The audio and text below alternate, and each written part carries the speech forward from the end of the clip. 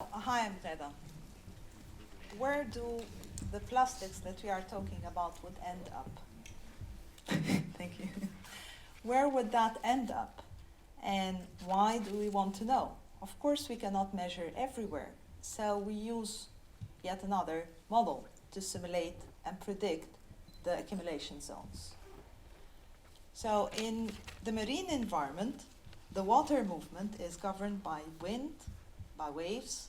Then you have the circulation, the flow field. The seasonal variability is governed by the salinity. So the salinity, you have salinity fronts, you have temperature. All of those are governing the movement of the water. The plastics, or the marine litter, in that case, plastics, are actually moving into the oceans and the seas according to this circulation. They end up in something called accumulation zones. Those accumulation zones are very important to identify because they are potentially high-risk hotspots for the marine organism. That's why we use the models actually to simulate this and to predict the accumulation zones.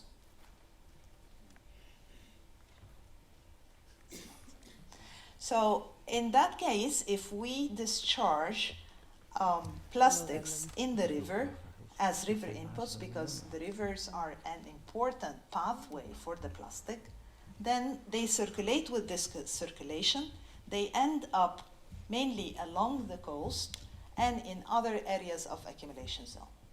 Of course, they settle, they move according to their sizes and densities, and when at rough situation, conditions, rough weather conditions, they end up again at the top, and finally, when there is calm weather, they end up in the sediment.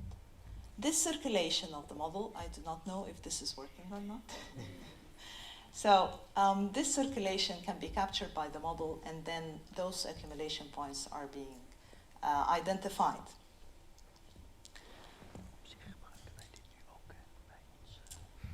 The settling velocity. So the settling and the resuspension, as I said, this has been taken into account into the model. So we are trying actually to capture the natural variability of the plastics into the model. So we assign different sizes, we assign different densities. And according to those, the plastic particles settle down to the sediment, or they are suspended again with the rough conditions, as I said. We have also, Mira have mentioned the plastic soup and the experiments that we have done in the lab. And from this, the fragmentation, as we have seen it, that the sizes of the plastic is being subdivided into tiny ones. Well, this has been also accounted into the model. So what we were trying actually to capture with this model, to try to put the maximum physics that we can put to drive the plastics around, and also in the vertical, and also to have the characteristics and the natural variability of the plastics that we normally see when we go for the measurements.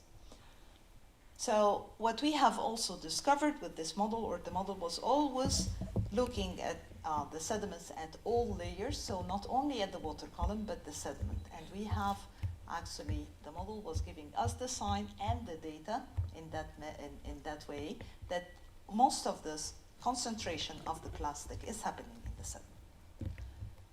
So we have actually generated within CleanSea a lot of measurements, a lot of information, not only to put it into the model or to drive the model, but also to understand what's happening in the nature out there, and to validate our model, because we are assuming that this model is predicting all of the North Sea in that case.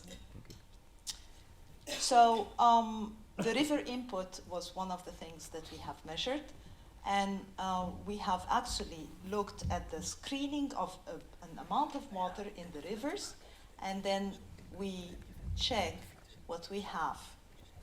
And this is a measure of how much is coming from the rivers into the marine system. We have also looked out there in the marine, in the seas, in the sediment, in the bed of the sea. So there were fishing for litter. We're also having cross-sections along the sea, screening and sweeping the bottom of the sea. And this is what we find. All of this information has been actually generated within CleanSea. Moreover, also at specific point, scattered points at the mouth of the river, the sediment, the plastics in the sediment has been measured.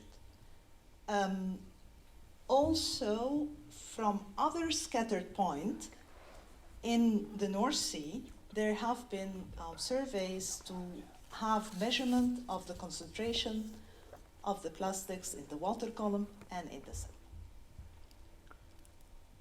All of this information have been an input to the model and used for model validation. So as a summary, why do we want to know? We would like to identify those accumulation zones or the hotspots because they are risk to the marine organism. What we would like also to know is that with this prediction of accumulation zone, we can have guided monitoring. So we tell people out there where to go and when to go and what to look for, at the surface or at the bottom. This can help and support targeting cleanup actions, but also policy measures, as Hans was saying today.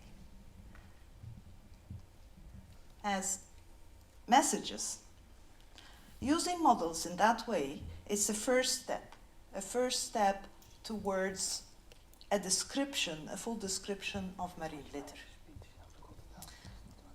It is a very generic model. It can be deployed in any other regional sea. The simulation showed for the North Sea that most of the plastics are along the beaches, and this is a proxy for cleanup actions, what's happening in the marine. Finally, the accumulation zones were mainly in the sediment more than in the surface. Teresa here is going to expand on the monitoring and the analysis.